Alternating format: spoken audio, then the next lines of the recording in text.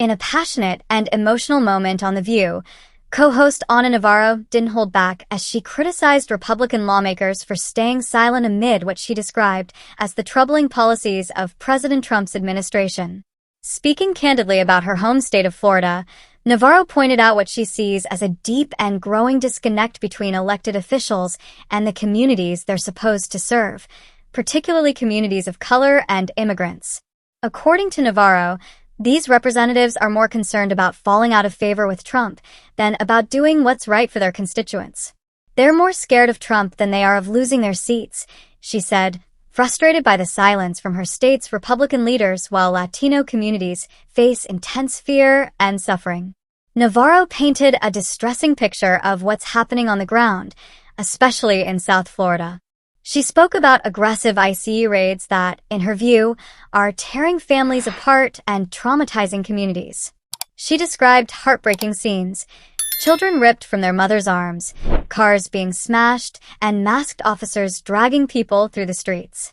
Navarro called out the inhumanity of the treatment and criticized the lack of response from lawmakers who represent these communities. She believes this silence is fueled by fear, not of losing elections, but of political retaliation from the Trump-led Republican base. The conversation on The View turned to the broader implications of unchecked power, as Navarro echoed sentiments long shared by fellow host Whoopi Goldberg, emphasizing the urgent need for civic engagement.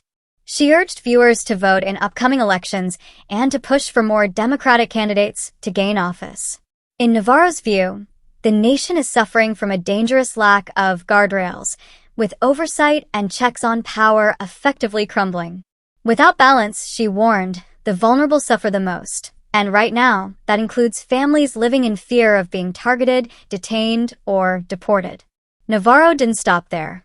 She went on to slam the conduct of federal immigration enforcement agencies, saying the treatment of immigrants in some areas is worse than what animals are subjected to in this country.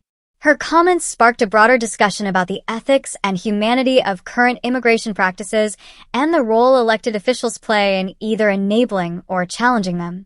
The discussion was further fueled by recent controversial remarks from Iowa State Senator Joni Ernst. When questioned by voters about her support for Trump's legislative agenda, including deep cuts to Medicaid, Ernst replied, "We all are going to die." If that wasn't shocking enough, she doubled down on the comment by filming a follow-up video from a cemetery. Navarro sarcastically pointed out that Ernst's political career might end up in the grave, given her apparent comfort with cemeteries and tone-deaf messaging. Overall, the segment served as a fiery call to action. Navarro made it clear that silence, especially in the face of injustice, is complicity.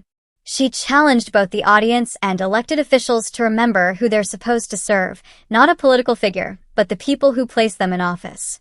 With raw emotion and unapologetic honesty, Navarro voiced what many Americans are feeling: frustration, anger, and a desperate need for leaders who choose courage and conscience over political convenience.